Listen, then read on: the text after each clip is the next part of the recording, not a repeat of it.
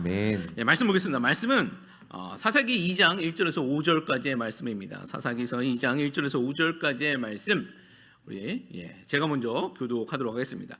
여호와의 사자가 길갈에서부터 복임으로 올라와 말하되 내가 너희를 애굽에서 올라오게 하여 내가 너희의 조상들에게 맹세한 땅으로 들어가게 하였으며 또 내가 이르기를 내가 너희와 함께 한 언약을 영원히 어기지 아니하니라. 2절. 사사기 2장 2절 2절이 없어졌나요? 그러면 제가 한번 더 읽어볼게요. 2절 말씀. 너희는 이 땅의 주민과 언약을 맺지 말며 그들의 제단들을 헐라하였거늘 너희가 내 목소리를 듣지 아니하였으니 어찌하여 그리하였느냐. 3절. 그러므로 내가 또 말하기를 내가 그들을 너희 앞에서 쫓아내지 아니하리니 그들이 너희 옆구리에 가시가 될 것이며 그들의 신들이 너희들에게 올무가 되리라 하였노라. 여호와의 사자가 이스라엘 모든 자손에게 이 말씀을 이르매 백성이 소리를 높여 운지라. 그러므로 그것을 이름하여 복임이라 하고 그들이 거기서 여호와께 제사를 드렸더라. 아멘. 사사기 2장 1절에서 5절까지의 말씀 가지고 왜 사사기인가라는 제목으로 하나님 말씀 증거하도록 하겠습니다. 오늘부터 사사기 말씀을 묵상하면서 나아가고자 합니다. 오늘은 왜 사사기인가라는 제목으로 사사기 전반적인 개론에 대해서 좀 설명하기를 원하는데, 개론이라고 생각하면 그냥 어렵다라고 생각할 수 있지만 어려운 이야기가 아니라 좀 재미는 없을 수는 있습니다. 사사기가 성경에서 자리하고 있는 위치가 어디인지, 그리고 그 위치에서 하나님께서 무엇을 말씀하고 있는지를 살펴보는 것, 그것을 그냥 간단하게 개론이라고 생각하시면 될 것 같습니다. 소망하는 것은 사사기 말씀을 통해서 우리가 서 있는 위치가 발견되었으면 좋겠고, 혹 우리가 있는 곳이 잘못된 곳이라면 교정되는 은혜가 있기를 소망합니다. 첫 번째 질문입니다. 사사기의 일관성과 점진성에 대해서 이야기를 하고자 원합니다. 사사기는 누구를 그리고 있는 것인가? 사사기는 누구를 말하고 있는가라는 질문입니다. 여러분, 사사기 하면 먼저 무엇이 생각나십니까? 영화 300처럼 용맹한 300용사의 기도원 이야기가 생각나시는 분들도 있을 테고, 또 헤라클레스와 같은 힘이 장사인 삼손과 같은 히어로를 생각하시는 분들도 있을 것입니다. 저도 어렸을 때 이 삼손 이야기를 들으면서 머리를 안 자르러 보려고 했었던 기억도 있었던 것 같습니다. 마치 머리 안 자르면 힘이 있을 것 같다는 생각을 해봤던 것이죠. 우리가 인물 하나하나를 분리된 에피소드로 본다면 어쩌면 이 사사기는 우리가 생각하고 또 상상하는 그런 헐리우드식의 히어로물이 될 수도 있을 것 같습니다. 그러나 우리가 잊지 말아야 할 것은 성경 66권 각권은 분리되고 독립된 낙권들의 모임이 아니라 창세기로부터 시작하여 요한계시록으로 끝이 나는 하나님의 구원 이야기라는 사실입니다. 창세기로부터 시작하여 요한계시록으로 완성이 되어지는 한 권의 책, 한 권의 경을 우리는 성경이라고 합니다. 그런 의미로 보았을 때 우리가 지금 성경 읽기대로 신약 본문이 요한계시록인데, 요한계시록을 읽겠지만 이 요한계시록은 절대로 우리에게 두려움을 주는 책이 아닙니다. 오히려 완성되는 하나님의 나라에 대한 소망과 구원을 이루시기까지 쉬지 아니하시는 하나님의 일하심을 바라볼 수 있는 감사의 책이 되어야 한다는 것이죠. 계시록을 통해서 감사와 소망을 찾아내신다면 성경을 바르게 읽고 있는 증거가 되는 것입니다. 다시 돌아가서 성경이 창세기로 시작하여 요한계시록으로 완성되어지는 한 권의 책이기 때문에 성경에는 점진성과 일관성이 있습니다. 일관성이라는 것은 하나의 주제로 이루어졌다는 것인데, 학자들마다 또는 목회자들마다 조금씩 다른 관점으로 표현하고 있지만 성경의 일관된 주제는 하나라는 것입니다. 예를 들어 어떤 분들은 성경을 풀어가는 관점을 성전으로 보기도 합니다. 창세기에 등장한 그 에덴 동산을 첫 성전으로 보고 계시록에 마침내 그 성전이 완성되어지는 과정으로 보기도 합니다. 또 어떤 분들은 창조와 재창조라는 창조의 관점으로 바라보시기도 하고, 어떤 분들은 안식이라는 관점, 어떤 분들은 언약이라는 관점, 어떤 분들은 회복이라는 관점으로 성경을 읽어내시기도 합니다. 또 어떤 분들은 앞서 말한 것과 같이 하나님의 나라라는 관점으로 성경을 보기도 합니다. 여러분, 무엇이 맞을까요? 사실 다 맞는 말씀들입니다. 왜 다 맞는 말이냐면 표현만 다를 뿐이지 성전, 안식, 창조, 언약, 하나님의 나라, 이런 표현만 다를 뿐이지 그 중심에는 구원이라는 한 가지 주제가 서 있기 때문입니다. 하나님의 구원 이야기가 성경을 뚫고 있는 한 가지 주제라는 것이죠. 생각해 보십시오. 우리가 지금 에덴 동산에 살고 있다면 우리에게 성경이 필요한 것일까요? 필요 없습니다. 직접 하나님과 대면하면서 살고 있기 때문에 성경이 필요 없게 되는 것입니다. 성경은 범죄에서 하나님과 대면하여 살 수 없는 인간들에게 하나님은 너희를 이렇게 구원해 주실 거야. 그리고 마침내 구원하셔서 다시 하나님과 대면하며 너희가 이렇게 살 것이다 라는 그 구원 계획을 알려주는 책입니다. 그 구원 계획이 어떤 이에게는 성전으로, 또 어떤 이에게는 창조와 안식으로, 또 언약으로, 또 어떤 사람에게는 하나님의 나라로 보여지는 것뿐이다라는 것입니다. 요점은 성경의 일관성이라는 것은 한 가지 주제, 하나님의 구원 이야기를 다루고 있다라는 것이죠. 그렇기 때문에 성경에 아무리 멋지고 훌륭한 인물이 등장한다 할지라도 위인전이 될 수 없는 것입니다. 만약 성경을 위인전이나 어떤 교훈집처럼 읽기 시작하면 우리는 굉장히 큰 오해와 편견에 사로잡히게 되어집니다. 또 그것은 성경을 완전히 잘못 읽게 되어 오히려 불행을 가져오는 결과를 초래하게 된다는 것이죠.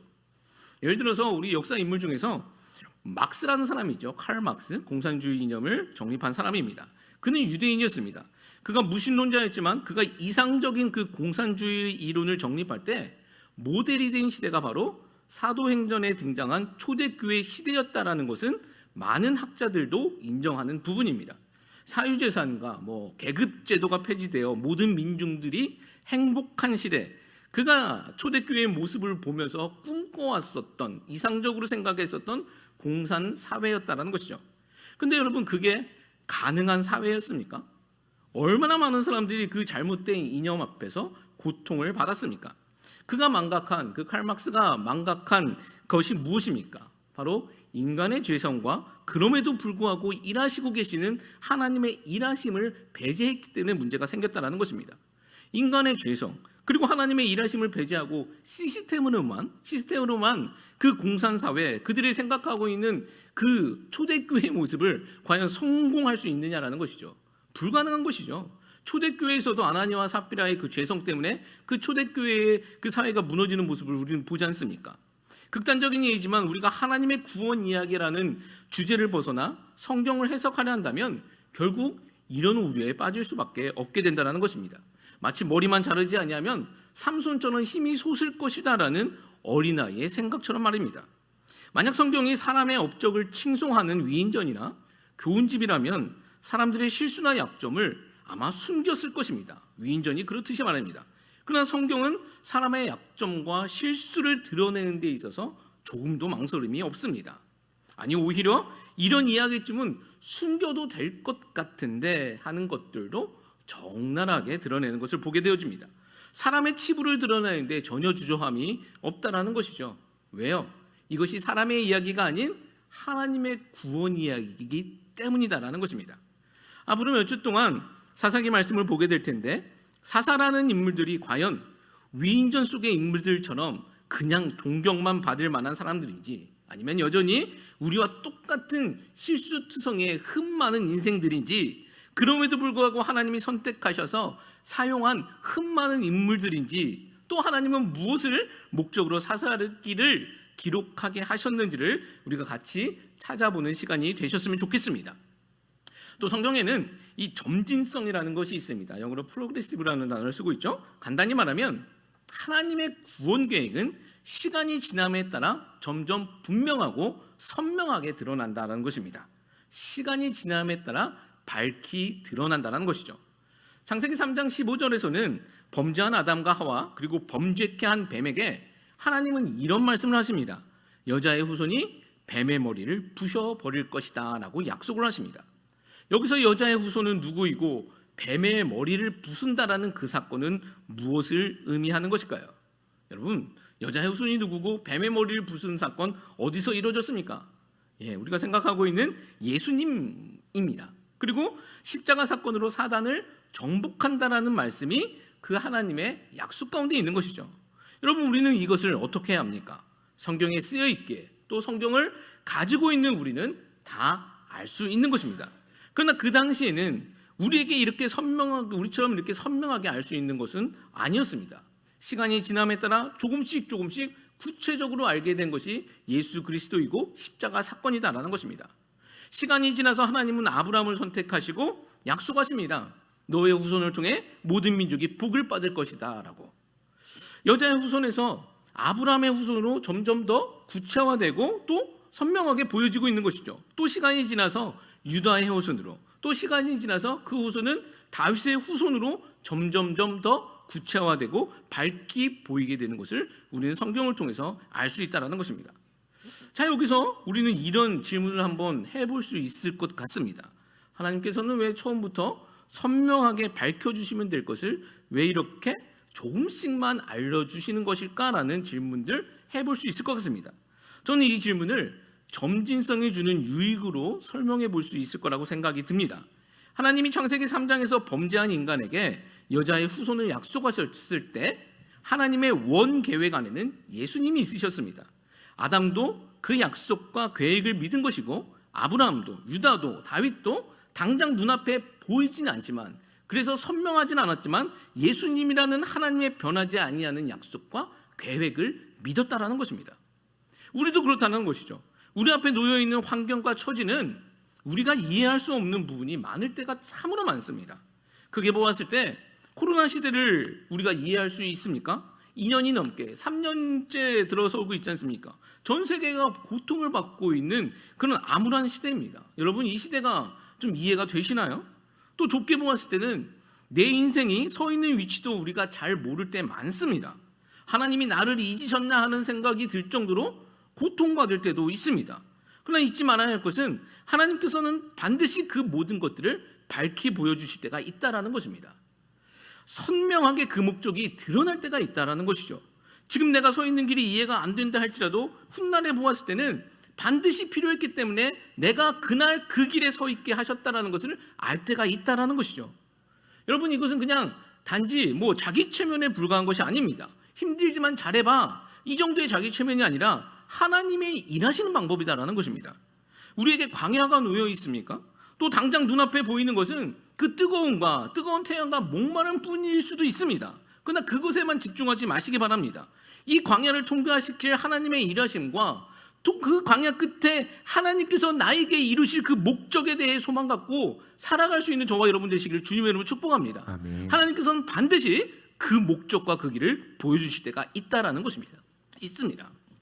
자, 우리가 함께 읽게 될 이 사사기도 이런 계시의 일관성과 점진성 속에서 보게 되면 선명하게 드러나는 부분들이 많다라는 것을 아마 아시게 될 것입니다. 우리가 가지고 있는 한글 성경에서는 사사기를 선비사자 또 스승사자, 그래서 사사기라고 적어두고 있습니다. 영어 성경에서는 Book of Judge라는 단어를 쓰고 있고 천주교에서는 이 성경을 판관기라고 설명하고 있습니다. 그 공동번역 성경에 있는 사사기가 아니라 판관기입니다. 판관기 하면 여러분 뭐 생각나시는 사람 있지 않습니까? 옛날에 봤었던 판관 포청천 있습니다. 작두를 대령하라 하면서 했었던 그 판관 포청천 있습니다. 이 판관이라고 하면 재판을 하는 사람으로 생각하기 쉽습니다. 사사는 물론 그 재판을 담당하는 기능도 있었지만 실제로 재판을 했었던 사사는 드보라 한 명밖에 사사기에서는 나오지 않습니다. 성경에 나오는 사사는 재판관이라는 기능적인 면보다는 군대 장관, 군대 용사 그런 개념이 훨씬 큽니다. 그래서 우리가 히어로로 기억하게 되는 이유가 되는 것 같습니다. 여튼 성경에서는요, 사사가 등장할 때마다 그가 이스라엘을 구원했다라고 표현하고 있습니다. 그렇게 기록하고 있습니다. 하나님은 이스라엘을 구원하는 구원자로서 사사를 세워주신 것입니다. 우리가 알고 있는 기드온, 드보라, 삼손 모두가 대적의 손에서 이스라엘을 구원한 구원자입니다. 또 사사기에서는 12명의 사사가 등장하는데 모두가 일괄성 있게 구원자로 등장하고 있다는 것이죠. 구원자가 일괄성 있는 주제가 된다는 것입니다. 자, 그렇다면 이 인간 구원자들, 이 사사들의 구원, 그렇게 구원하는 그 구원은 완전한 것일까요? 아니죠. 완전했다면 사사가 12명이나 나올 필요가 없습니다. 구원자가 12명이나 나올 필요가 없는 것이죠. 한 명이 완전하게 구원하면 되기 때문입니다. 적어도 12명이 나왔다는 것은 12번의 그 구원이 필요했다는 것이죠. 이것은 인간 구원자의 한시적이고 또 불완전함을 증명하는 것입니다. 또한 사사로 선택받은 인간의 불완전함도 사사기에는 너무나도 많이 등장하는 것을 보게 되어집니다. 이제 다음 시간에 살펴볼 운니엘 그리고 조금 후에 볼 드보라 정도만 실수가 없는 사사이지 시간이 지날수록 등장하는 사사들의 모습은요, 우리의 기대를 여실히 무너뜨립니다. 사사기 자체가 암울한 시대를 그리고 있고, 또 시간이 지남에 따라 구원자로 등장하는 사사들도 전입가경으로 흘러가는 것을 보게 될 것입니다. 생각해 보십시오. 사사의 마지막은 삼손입니다. 이 삼손의 모습 한번 생각해 보십시오. 기대할 게 많은 모습이었습니까? 아니면 어떻게 사사로 부름받고 구원자로 부름받은 사람의 모습이 저렇게 생활이 저렇지라고 의아함이 듭니까? 사실 이게 이스라엘의 모습이고 오늘 우리의 모습이기도 한 것입니다. 자, 여기서 우리가 알게 돼야 할 것은 무엇입니까? 범죄한 인간인 우리에게 구원자가 필요하지만, 인간 구원자에게는 소망이 없다라는 것입니다. 자, 그렇다면 우리는 누구를 소망해야 하냐라는 것이죠. 바로 인간 구원자, 불완전한 구원자가 아닌 완전한 구원자, 하나님의 구원 계획 안에 있는 완전한 구원자를 소망하게 만들어야 된다는 것입니다. 그 완전한 구원자, 우리가 소망해야 할 완전한 그 구원자가 누구입니까? 바로 우리 주 예수 그리스도시다라는 것이죠. 하나님은 다른 이름을 우리에게 주신 적이 없습니다. 하나님은 우리를 구원하실 이름으로 예수 그리스도 한 분만을 주셨다라는 것이죠. 그분을 집중하며 그분을 소망하는 것, 그것이 사사기의 목적이 되어진다는 것입니다. 조금 더 생각해 보면 이렇습니다. 사사기를 읽어가면 우리는 이런 생각도 한번 해볼 수 있을 것 같습니다. 드보라를 통해서 이스라엘 민족이 일어나 구원을 얻게 되는 모습을 바라보게 될 것입니다. 또 기드온을 통해서는 그 이스라엘 민족의 구원을 얻기 위해서는 모든 민족이 아니라 300명이라는 적은 숫자로도 구원이 가능하구나를 알게 될 것이고요. 또 마지막 삼손을 통해서는 300이라는 숫자도 필요 없이 하나님이 하신다면 한 명으로라도 구원은 가능하구나를 알게 되실 것입니다.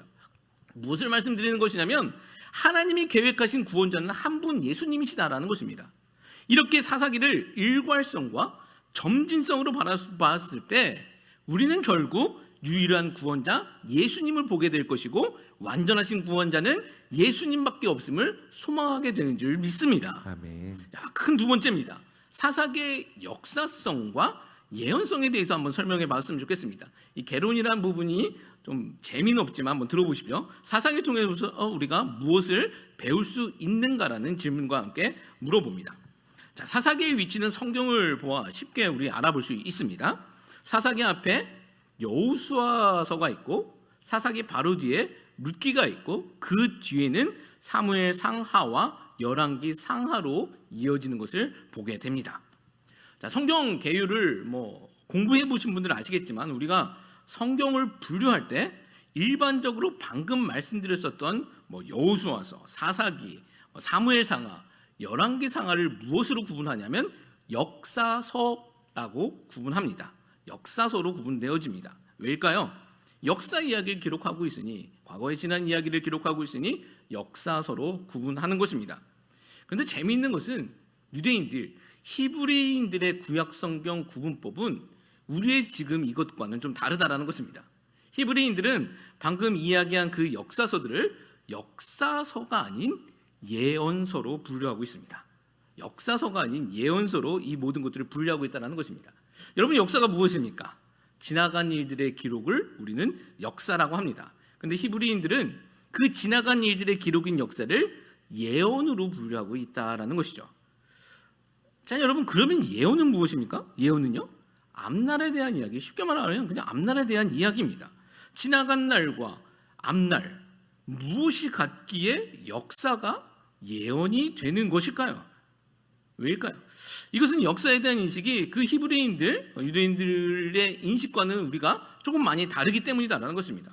저는 이 부분을 우리가 좀 본받을 필요도 있다라고 생각되어지는데, 그들은 단지 역사가 지나간 세월들의 기록이 아니라 오늘을 평가하고 내일을 인도할 기준으로 보았기 때문이다라는 것입니다. 역사가 그냥 지나간 일의 기록이 아니라 오늘을 평가하고 내일을 인도할 기준으로 보았다라는 것입니다.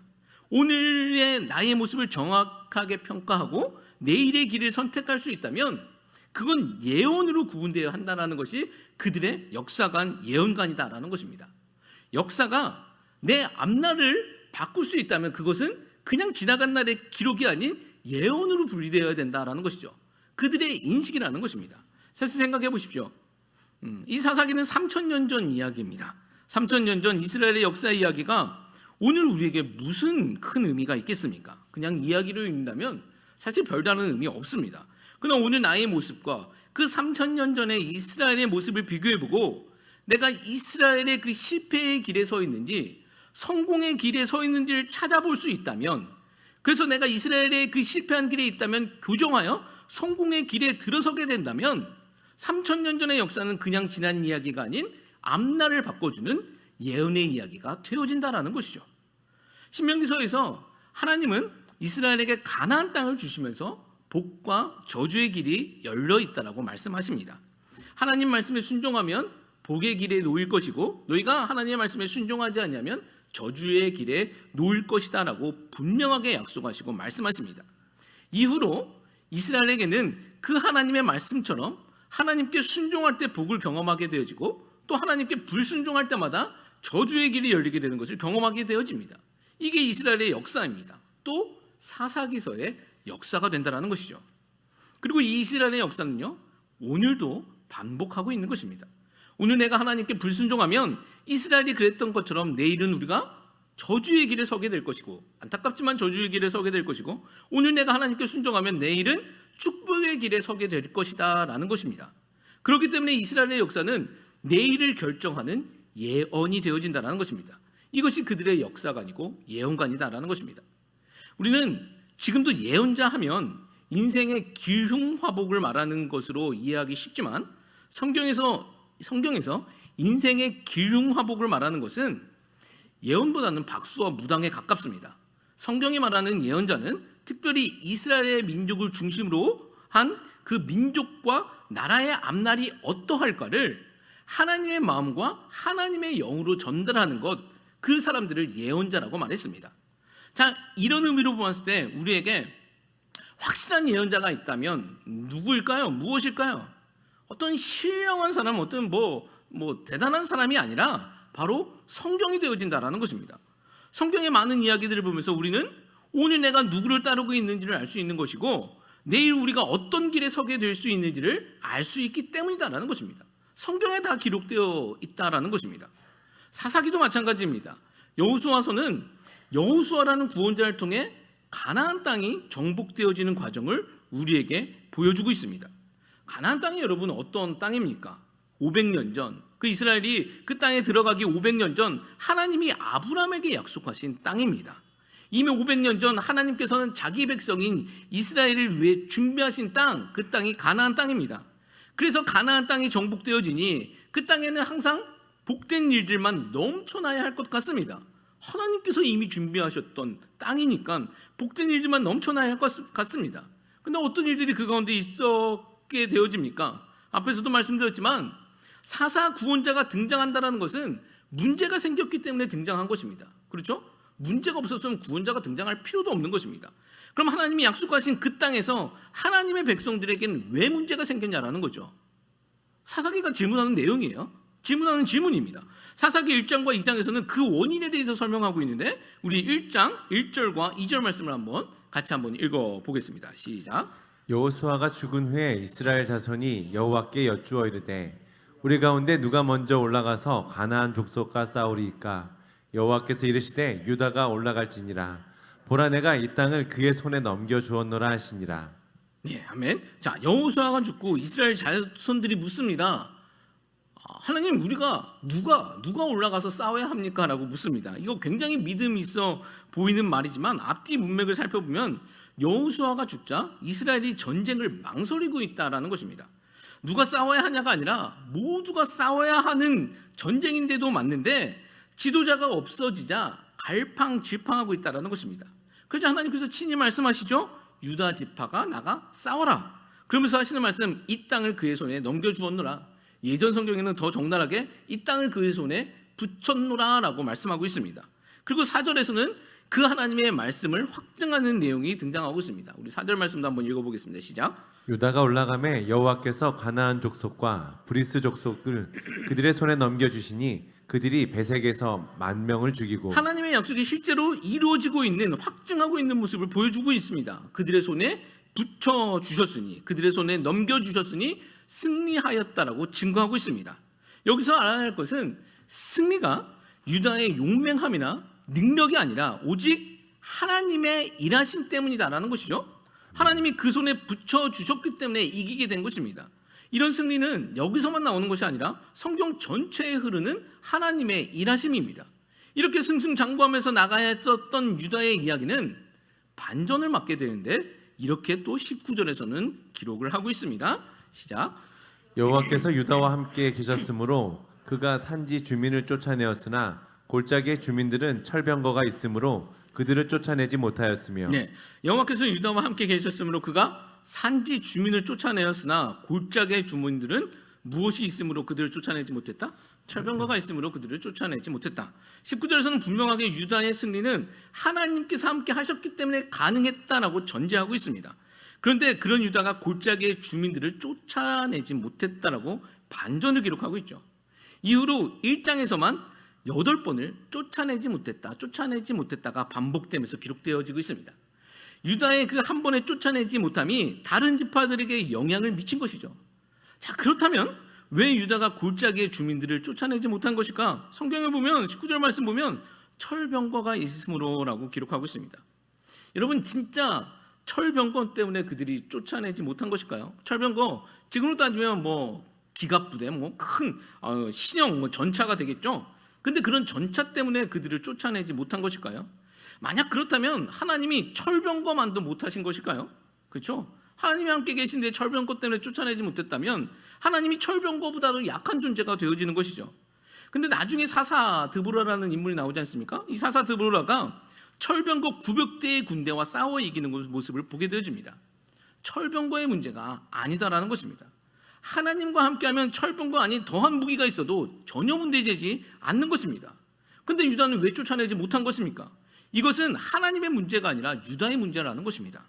자신들과 함께하는 하나님을 바라본 것이 아니라 철병거를 바라보고 두려워서 싸우지 못한 것이다라는 것이죠. 이것을 우리말로 불신앙이라고 이야기를 합니다. 두려워서 믿지 못한 것입니다. 두려워서 하나님을 신뢰하지 못한 것이죠. 그래서 싸울 곳을 포기해버렸다는 것입니다. 이것이 불신앙이죠. 사사기의 첫 불신앙의 시작입니다.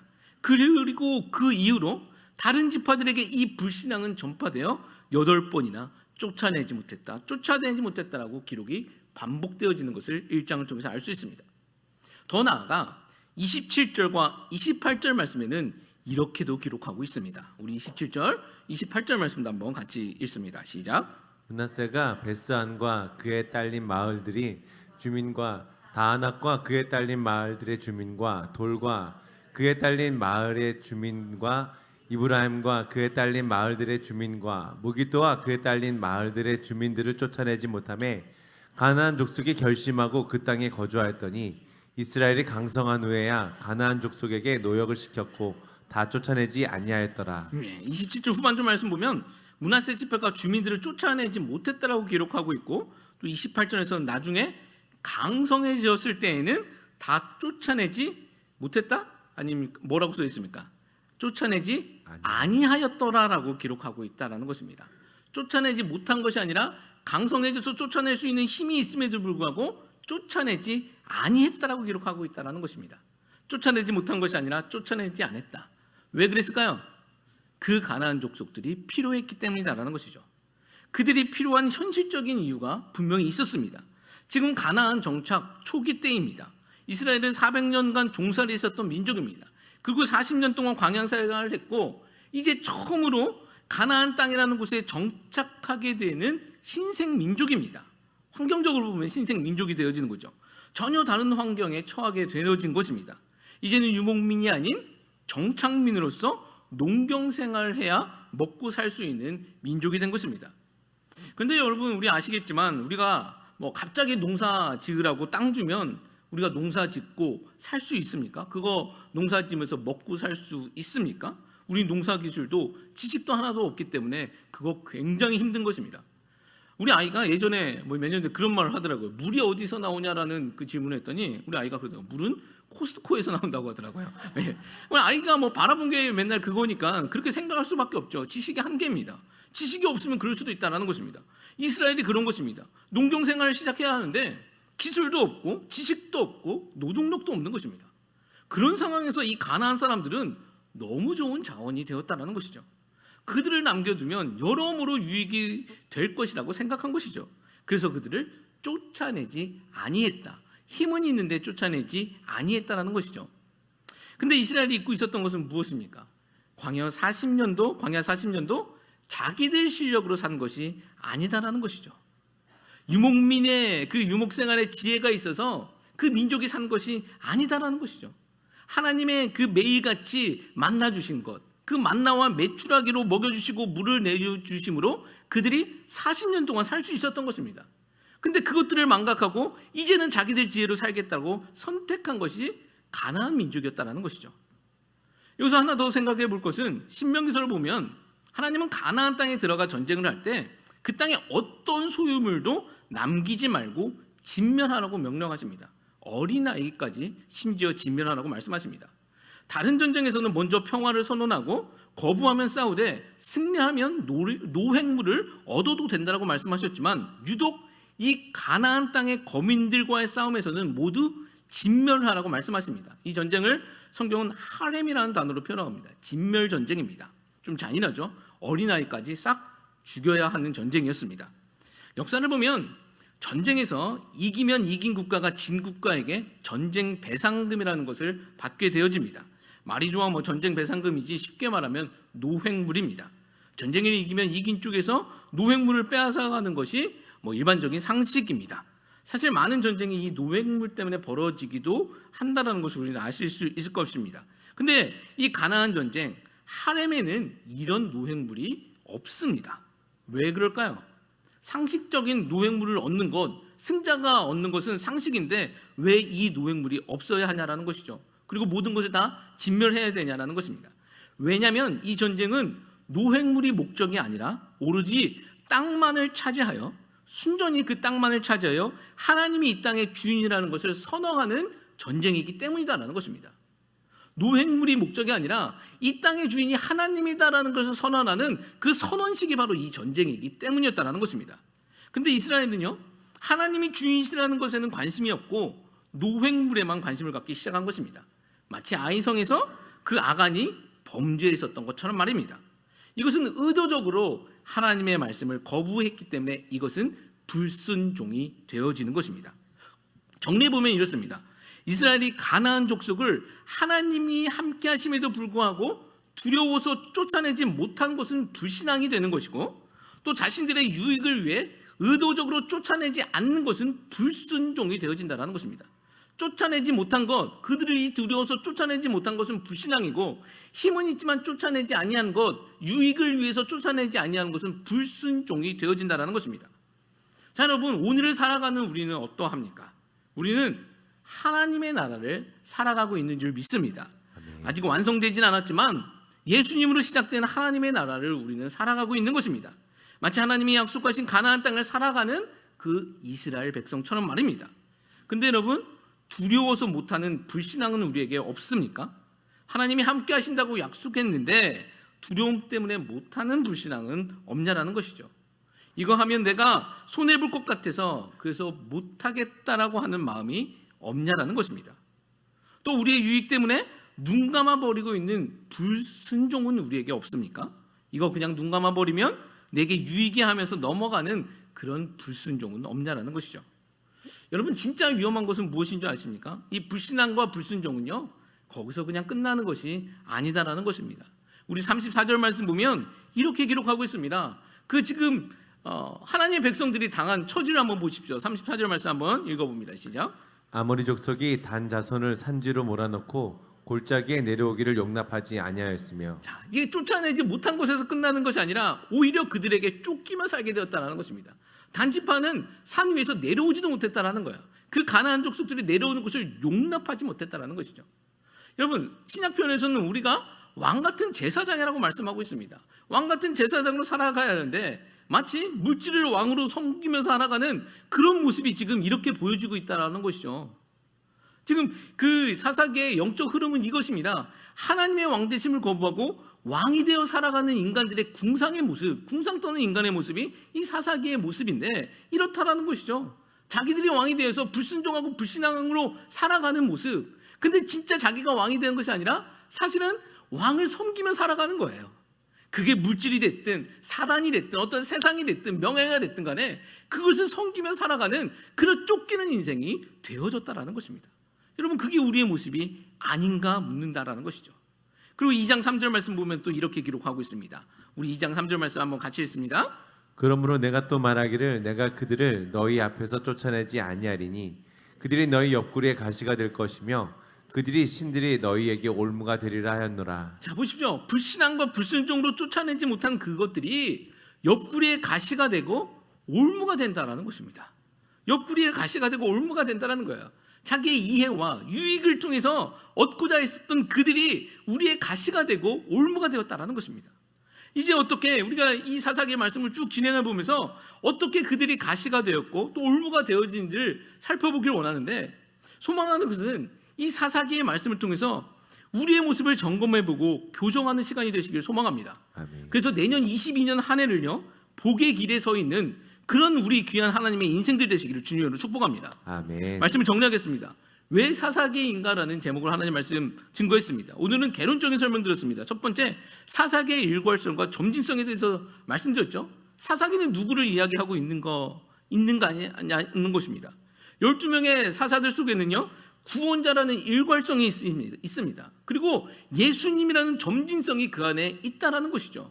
이 사사기 말씀을 통해서 그 예수님이 발견되어지길 소망하고 그 예수님만 바라보며 찾아가는 그런 하나님의 귀한 인생들 되시기를 주님으로 축복합니다. 아멘. 그리고 두 번째, 사사기의 역사성과 예언성에 대해서 설명했습니다. 사사기 통해 우리가 무엇을 배울 수 있냐라는 것이죠. 성경의 역사는 단지 지나간 날의 기록이 아니라 오늘의 내 모습을 살펴보고 내일에 내가 가야 할 길을 바꿀 수 있는 예언성이 있다는 사실을 잊지 마시기 바랍니다. 그런 의미에서 볼 때 사사기의 그 이스라엘의 모습은요, 우리의 모습이다라는 것입니다. 정말 소망하는 것은 나를 정직하게 찾아보고 내일을 교정하는 하나님의 은혜가 이 사사기서 말씀을 통해서 충분히 증거되어지기를 소망합니다. 그래서 내 인생이 변하고 내 가정의 그 모습이 변하고 우리 교회의 모습이 변하고 이 나라의 모습이 하나님이 원하시는 그 축복된 길에 서 있는 그런 나라 되시기를 주님으로 축복합니다. 아멘. 우리 찬양팀 나와주시고 준비한 찬양은 이것입니다. 우리 오직 예수뿐이네, 은혜 아니면 살아갈 수 없네. 여러분, 정말 그렇지 않습니까? 이 한 해를 되돌아보면 하나님의 은혜 아니었으면 살아갈 수 없었다는 것이 우리 가운데 고백되어야 한다는 것이죠. 우리 목사님은 기도 제목 항상 되는 것, 받은 은혜에 감사하면 받을 은혜에 감사할 수 있다는 것입니다. 근데 받은 은혜에 감사하지 못하면 받을 은혜에 대한 소망할 수도 없다는 것이죠.